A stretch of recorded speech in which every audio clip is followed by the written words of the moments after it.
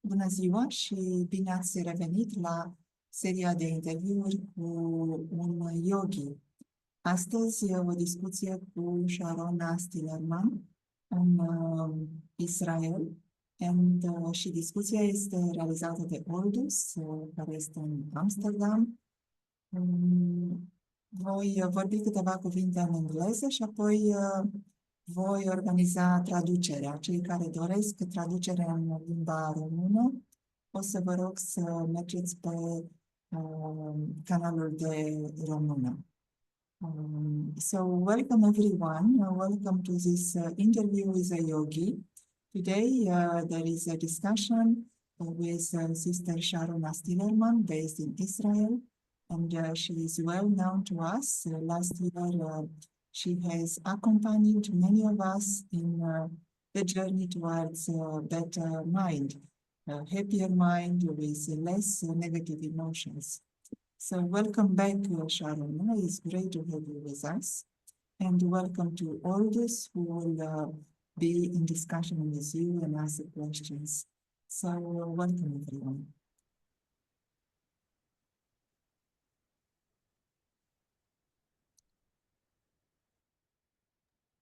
Om Shanti. Thank you, Ivana, for having us here and for your introduction. And hello to Sharona. Good to have you with us. Thank you. Very nice to see both of you and everyone else. Yeah. How are you today? Very good. Great. So today we're going to have a conversation, and it started a few months ago, and the root of it was actually me seeing a set of questions that I was inspired by. And I thought, why not to have these questions with fellow meditators and fellow yogis, and to harvest whatever wisdom there is in these questions. They're handpicked, they're personal, but of course you can share however much you would like to share, and whatever is alive for you, hearing the questions.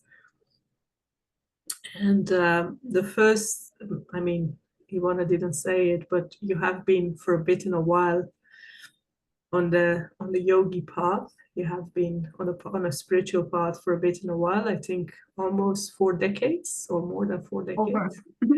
Over 4 decades. Time flies when you're having fun. So the first question is a bit of a starter. What has maybe life in general, but in particular spiritual life, taught you so far?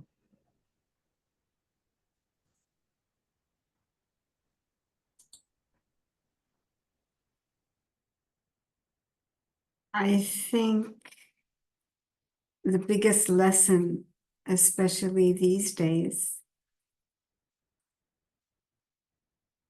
is truly how we all have something to offer. And we really help each other best by identifying our particular contribution, my own particular contribution, in the way that frees me from a lot of stuff which otherwise would stop me from being able to appreciate and respect the contribution of another. So, understanding my own contribution, and especially being able to respect and give space to the contribution of others, I think.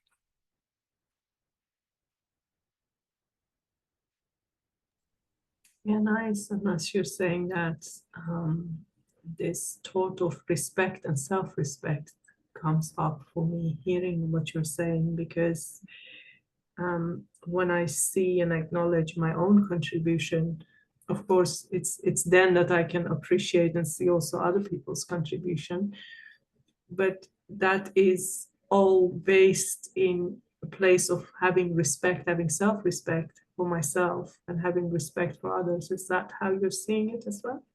Yeah, it's an aspect of self-respect. There are other aspects, but otherwise, while we don't know our value, our innate, intrinsic divinity as children of God, if that has not been understood and experienced as a primary aspect of self-respect, then it's hard to get on to the next step, which is my unique contribution and how I'm one of a gathering contributing. I'm not, what it's all about is not solo performances, but an orchestra. And we're all out of tune. And we help each other by coming into tune and then helping others come into tune by being in tune ourselves.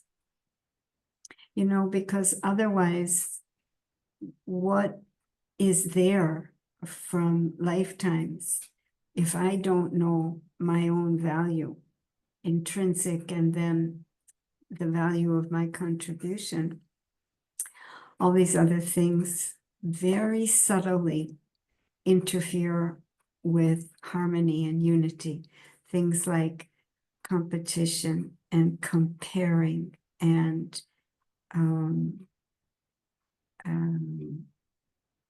what was that other word? Complaining, jealousy, complaining, criticizing. These are very subtle energies. Yeah, and then you get into everything else, correcting, commenting, criticizing, because on a very subtle level, you think everybody should be like you. It's on a very subtle level. But these things are released once those two aspects come back into place, at least according to my experience. Yeah, but you just share it as if it is very easy and simple, but it's very deep what you're sharing actually. And there are a lot of nuggets in what you're sharing. If I can summarize it, it's like I need to value myself internally in order to see what kind of a contribution I am delivering in any kind of gathering or in any kind of relationship. And if I'm not aware of my worth, my value, then it is easy to slip away and to go into the tendencies that are actually not very helpful or that are superficial. And then this comparison that you made with an orchestra is a nice one, because every instrument has their own sound, has their own unique sound, but they have to be harmonized by the director of that orchestra to make it a collective melody that is enjoyable to hear. So there is uniqueness, but then within that uniqueness, we also need to cooperate, to collaborate. Is that also what you wanted to say? No, all of those things happen naturally. Mm. The emphasis is on understanding and experiencing myself as a soul, not the body, and the relationship with the Supreme Soul. That's what gives me value, intrinsic value. It's not bought, it's not learned, it's not a matter of a degree or even a skill. I have value as a child of God. This is a foundation. And then as time goes by, you'll begin to see what kind of talent or skill, maybe characteristic, comes very easy to you. So easy that you wonder, why doesn't everybody have it? Or why isn't everybody outgoing, extroverted in a positive way, sharing, giving? because that comes so naturally to you. That's already an indication of your intrinsic value. You have some quality, some virtue, some wonderful aspect of yourself. And to know yourself through that door, your good self, that's the value. And then there would be some contribution.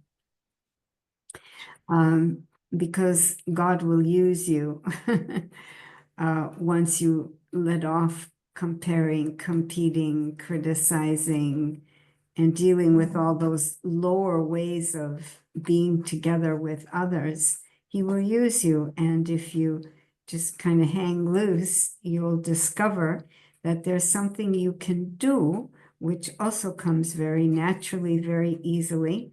And that'll be either because it's something that you've kind of been training for, maybe not even consciously, but life has given you that training and now God can use it.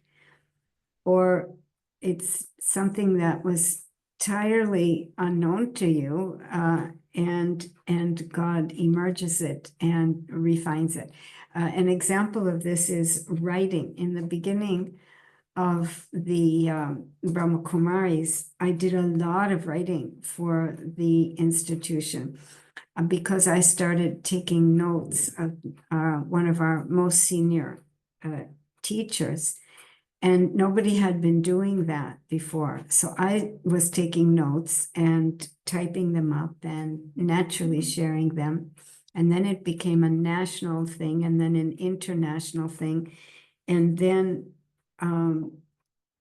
I started writing books, and I hate writing. You know, what they say is that if you can't do a thing, teach it. I never could write, never, and I didn't like writing. Writing, I don't know how it is in your experience, but it's a non-ending process. You have to edit and come back to it with fresh eyes, and then you could probably rewrite the whole thing again. So I hated it. So I was an English teacher, and nobody ever wanted to, this was at the university, nobody ever wanted to teach writing because there's so much homework to correct. But when I came into the United States, I'd been living abroad, it was the only job available at Boston University. So I took it and I started teaching writing, the very thing that I always avoided. So I learned many basic things about writing so I could teach it. And that ended up being something that God could use because these books were useful to the organization. They weren't my creation. They were collections of classes by different seniors put together in kind of creative ways. Amazing example also. It's not always that the thing that you love to do the most that's useful or used by divine, but it can be something that you're not even thinking yourself about it because there is not necessarily a love for it or a like for it. You have touched upon it a bit, but maybe you have something more to share. Do you believe, like what you're saying here also, that some things come natural to us and some things don't come natural to someone else, and that's kind of like something that can be used, but it's a natural process. Do you believe that in that sense, and maybe a bit broader sense, we all have a destiny, and do you see yourself here on earth to fulfill it? Yeah, definitely. Which is another way of saying we all have a part to play. And our purpose in life is to understand what is that part and then play it to the best of our ability. Definitely. The image that I have is like we're all pieces of a puzzle. And right now, all the puzzle pieces, the edges are ragged, so you can hardly make out the original form. So we don't fit together well because of the ragged edges. Colors have faded. So it's not an easy time for harmony and unity right now. But this is the work of the Supreme and us children of the Supreme, to come back to our original form and our original color and beauty. Love does this. Love from God does this. It removes the need to compare, compete, criticize, comment, correct. And it's a very beautiful process. And these are very beautiful times, which are especially for this. As if, when the pendulum swings enough to one extreme, and that's what we're seeing in the world today, a lot of corruption, a lot of difficulties. There's no place for that pendulum to go except the other side. So we are now in the process of the swing to the opposite extreme. So the swing goes this way and then it goes that way. Pendulum. That the pendulum, that the swing of the pendulum goes one side and then it shifts to the other side, and that's Extremes. by nature. So yeah, we all have a part to play, we all have a role, but I mean, I remember myself not knowing what my role was, and that would be my biggest question maybe in life. How would you know what your role is, or how do you understand role in the context that you're talking about? It's connected to what I was saying before. It's something, I was calling it part of your fundamental value before, but that fundamental value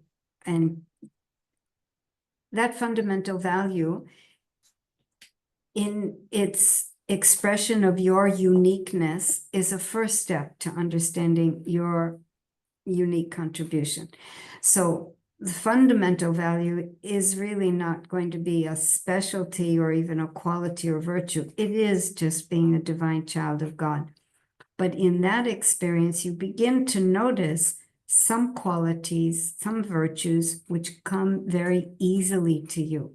So easily that you wonder why everybody else doesn't have them.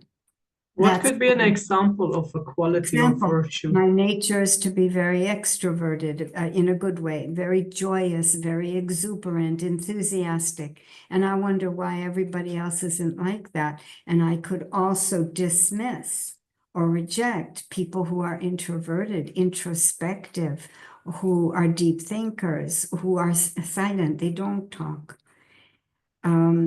So this extroversion in a positive sense, this enthusiastic approach to life, very positive, very talkative, that might come very easy to me. And once that's purified, I will find that could be, that's like a first step into my specialty. But it has to be purified, because there isn't any virtue at this point in time which is clean enough to make us happy.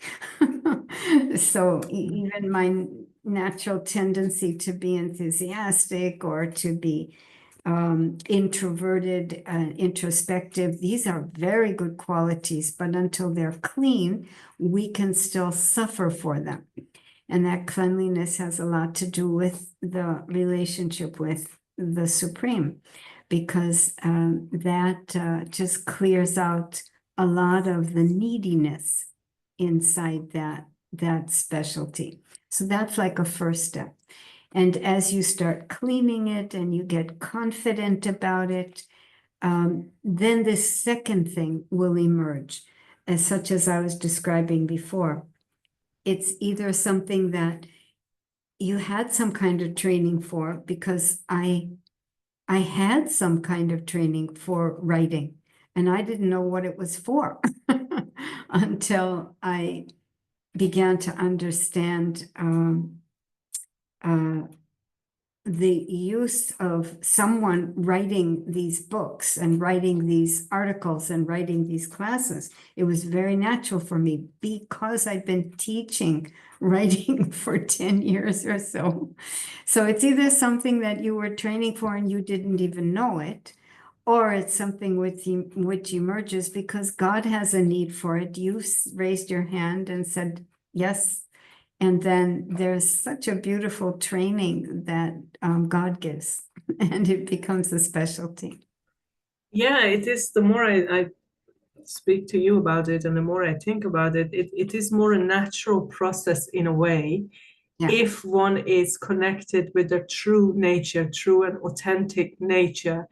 And as you were saying about this swing of the pendulum in general in the world, I think that goes also for our personalities, right? So if someone is very introverted, if it is not in that clean state of introversion, it can become a tendency of withdrawal or isolation, for example. It can go to the extreme. And if someone is very extroverted, if it's not cleaned out, it can go so far that it's kind of like draining to be with a person that's extroverted because it takes all for the person herself. Yeah, for the person self, but also for the environment, because they take a lot of space if one is not in that pure, joyous space of extroversion. Very interesting. And the role of the Supreme that you're sharing about, but maybe we come back to that later as well. Do you think, well, we all have a part to play, we all have a role, we have virtues, we have values, we can practice to see that in ourselves. Do you think we do it for one life? Do you think this life is all that there is? Or do you think there is more after this life? What's your understanding there? Yeah. If you think you're what you see in the mirror, then it's over when the body finishes. But according to most spiritual studies, there is reference to something which is beyond the physical, beyond matter. So the soul, I am the soul, and that's not made of matter. That's eternal. So reincarnation definitely is part of my worldview. Yeah, maybe to expand a bit on this and link it to what you just shared before, because kind of like me looking for my role in life, me trying to give the best that I have, me looking for my value. A question could be, what's the point of doing that? One question, why would I do that? And then connected with that, how do you understand this moral code of right and wrong? What is your understanding of that? Big. I think one thing that's helped me a lot sort out my head and my heart and really begin a relationship with life which is enjoyable is this understanding that there is a plan. We're not haphazardly puzzle pieces. We all do belong to we all do belong within one defined framework. And leaving that analogy and going to another one, we're all actors, like Shakespeare says. All the world is a stage and we are but actors on it. So within that analogy, there's a beginning, there's a middle, there's an end to the play. And it's such a good play, and we are such excellent performers ultimately that it's always repeating, like Hello Dolly. It played on Broadway in New York for 5 years without a single change to it because it was perfect. So this is an ever playing drama of life.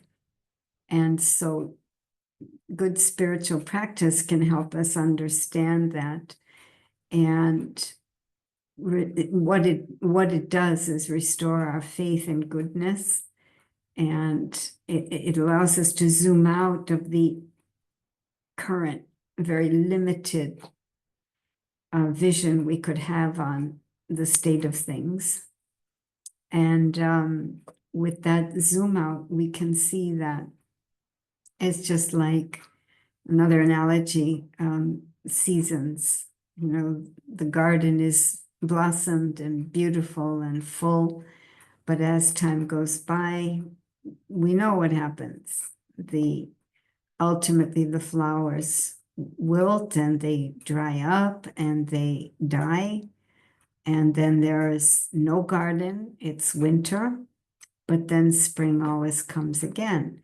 So 3 analogies to kind of help us step back and appreciate that, yeah, when I say there's a plan, I'm saying there's a larger picture. And my specialty, my particular contribution, all of that is part of the larger picture. And you need to expose yourself to ideas about the larger picture to understand these details about specialty, role, contribution, etc. Yeah, and as you're talking, the word trust comes up for me, like trust in, well, in the self, that there is a role, but also trust in the bigger picture, the bigger plan that is there. And trust that after every winter there is a spring, and after every night there is a day. It also needs tremendous amount of trust. Maybe we might not see it from the place that we are at the moment, for whatever reason. Faith. Trust, yeah. Not blind faith, that's the difference. For example, I work with the Brahma Kumaris, and that is a school. So we're talking about knowledge-based faith. You need to consider these different concepts. The self as a soul, God as the supreme soul, time as a cycle. Understanding these and experimenting with them, you have to prove to yourself that they're true, because that's only then that it all starts coming together and working. It won't be true because I say it is. You have to hear these concepts and play with them and see if it works, meaning does it make you more easy in your life and peaceful and effective in your relationships, like that. Yeah, it is important to check for the self. Is it helping me or not? And also, yeah, you mentioned Brahma Kumaris as a school, and I think it's also true to say it's a way of experiential learning and experimenting. So you experiment with these ideas yourself, and whoever is new can look us up at brahmakumaris.org for our classes and courses. And through that experience and experiments that we do, we gain more and more and more trust or faith, as you're saying. It's not because someone else is saying it. How do you understand in all of these beautiful analogies, how do you understand the concept of karma in terms of cause and effect? What's your understanding of that?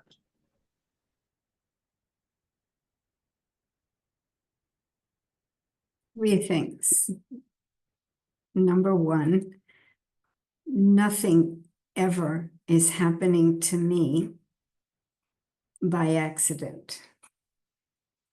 That's the law of karma. It's the law of cause and effect, Newton's law on the spiritual level. It is whatever I have put out vibrationally, which is coming back to me. That's number one. Number two is that's not limited to this phase of my life, adult. It reaches back to my teen years. It reaches back to my childhood. It reaches back to my previous life. It reaches back to lifetimes before that. Something I could have done 3 lifetimes ago is what's now coming in front of me to deal with.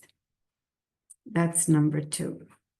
Meaning that it's not necessarily that important to know what did I do to deserve this. If you're struggling with something and then you're hearing that the law of karma is saying, you must have done something in the past which has brought this in front of you today, because we might not be able to put our finger on the beginning of it, the source of this challenge. But the third thing is the same law applies to tomorrow. My past is creating my today. Does that make me a sitting duck? My whole day is going to be just getting hit with everything I did in my whole past, and I don't even know what it is that's I've done or what's gonna hit me? No, because far more important than understanding what I did is to know what I need to do now. That's your spiritual study. Helps you to understand your positive, elevated options, connects you to the raw energy of positive and elevated options. And so you can make choices and respond to that challenge. Because whatever I'm going to do today is then going to have a return for me tomorrow. And that way I can change my negative karma. I can change challenges which seem to come to me again and again. There's so much power in my hands when I understand the power of choice and the power of each moment as it happens. So that's how I understand the law of karma. Thanks for that clarity also, and the 3 steps you mentioned, and you somehow answered the earlier question with this question, like, why would I do my best to contribute from my intrinsic values? Why would I do that? And the answer that I'm getting from what you're saying is whatever the same law applies tomorrow, and actually I would like to add the same law applies to everyone, so no one is excluded. And if I do the most beneficial today, then the first person who will be having benefit from it tomorrow, whenever that tomorrow might be, is myself, but also others around me. And one thing that we learn at the Brahma Kumaris is that our true nature is good. There is no one who likes to be angry or jealous, and there are no books about how to be angry. It's always a book about how to overcome anger or how to overcome jealousy or whatever. So there is that intrinsic goodness in us, and if I'm connected with that, and if I'm planting those seeds, then the tomorrows will be beautiful for myself and for others. And I liked what you said is that it's not about looking back, because a lot of therapy and a lot of self-help that is offered outside is about looking back. What did I do wrong? How can I help that? But it's not about that. It's about what can I do now? how can I improve now in this moment? So that's a message of hope as well, isn't it? There's a cartoon I saw at around New Year's time, and it shows two little guys, two little cartoon creatures, and one looks like he's busy, but we don't know what he's busy in, and the other one is behind him, and the other one behind is saying, I don't know. 2025, what is going to happen? Everything is such a mess. Who knows what it's going to bring? And the fellow in front, who's busy with something, says, I think it'll bring flowers. And the little guy behind says, flowers? Don't you see what's going on in the world? How on earth can there be flowers? And then the cartoon vision, the view widens, and we see that what this little guy in the front is busy doing is he's on the ground and he says, I see flowers because I'm planting flowers. Yeah, beautiful. Very beautiful. Exactly. Yeah, very beautiful. And a nice bridge to the next question. Do you believe that our survival of planet Earth is being threatened? Yeah. It is. You'd have to be your head in the sand not to see that. I mean, on all levels, there is so much on an external level, so much collapse.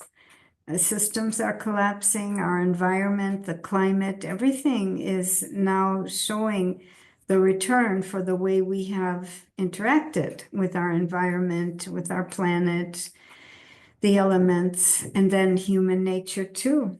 It's become very, very extreme and corrupted. But do you think Earth will vanish? Is that what you're saying? Well, according to our view of eternity, it can't. It's just like, in winter, the garden looks dead, but it's not. It's just a matter of the right sun hitting it again. And I mean, it's a matter of time, right? The right temperature hits it and conditions move over into friendly conditions, and then the garden emerges again. So the garden will be always there, but the seasons might differ. The seasons are not constantly the same. And in winter, especially where I grew up, the winter there's so much snow that you don't see any garden. You just don't see it. And when that beautiful white snow begins to melt, all you've got is a lot of messy mud all over. Nothing beautiful, nothing inspiring. So we need the larger picture to see our way through this. And to have the vision of that beautiful garden that once was there. What is your concept of God in all of this? You spoke about Supreme a bit before, but how do you understand the Supreme? How do you understand God? I am a soul, and the soul is divine energy, and the experience of divine energy here in a physical body is very beautiful feelings, elevated, positive qualities like peace, qualities like patience, respect, harmony in a natural way, love, happiness. So I am this, and I have been made in his image, her image, meaning I am this way because the Supreme God is also a soul, exactly as I aspire to be. And it's why I aspire to be it, because this is my lineage. Divinity is my lineage, and the Supreme Soul is just all those qualities, all those virtues. The only difference between the Supreme Soul and me is that I leave the home of light and I come into the physical dimension, and I take a body and I begin the journey through time, taking body after body after body, and a lifetime after lifetime with so many experiences, and I begin to forget who I really am. I start identifying with the body, the position the body gets, the possessions, the degrees. Again, the story of giving myself value from external things. So the soul becomes polluted with that. The original beauty and divinity begins to get buried underneath all these extras, the criticizing, the comparing, the commenting, the controlling behaviors. But the Supreme doesn't go through that. The Supreme never comes into time, never comes into the physical dimension in that way. And so is never forgets who he, she really is. And that's a very powerful model for us as we learn how to come into that wavelength of eternity. I am a soul, and automatically find ourselves on the same wavelength as the Supreme. That's the love, which just begins to make everything easy. Yeah, beautiful, beautiful use of words, wavelength of eternity. That's so many words of meditation on that. And also, yeah, and also divinity is my lineage. What amount of self-respect is that to really realize and experience and feel that divinity is my lineage, not this limited box that I have been associating myself with for so many years and so many lives, probably. That's what gives ego. Yeah, that is what gives the comparison and competing and criticizing, and at the end maybe the jealousy and sadness and depression around the corner. Amidst of all of this, and you also pinpointed that there is a lot going on. You're in one of the places that a lot is going on, but I think every corner of the world nowadays, even the places that there is no war, there is a lot going on, but on another level. How do you find peace within yourself? Would you like to take us as a finishing off into a meditation of 3 minutes or so to answer that question? Yeah, is that good? Yeah.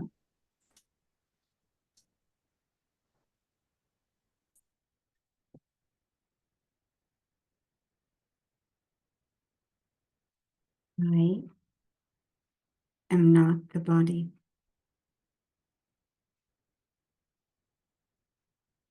I, the spirit, the soul, I am completely different and separate from the body, even though I, the spirit, the soul, am in the body. But just like the ocean is completely different from the shore, the land, the continent. Just like the ocean is as if a world in and of its own self, completely separate and different from the world of the lands and continents. In the same way, I, the soul, although I'm in the body, I am as if in a world completely of my own. No eyes, no ears, but a wavelength so high, so divine. It's a world in which I can find myself naturally very still and especially very free. In this world, I am completely free from everything going on down below in the world of matter. I'm free from the circumstances, the situations, the people, the emotions. I'm completely separate, completely free in a world of my own. And as I settle there, I experience how open is the wavelength of eternity, and such an easiness is restored to the soul as I relax into the unlearned, unlimited experience of eternity, my own eternity. And with this understanding of myself as the beautiful, high frequency, divine energy being, there is so much peace. Peace. Peace.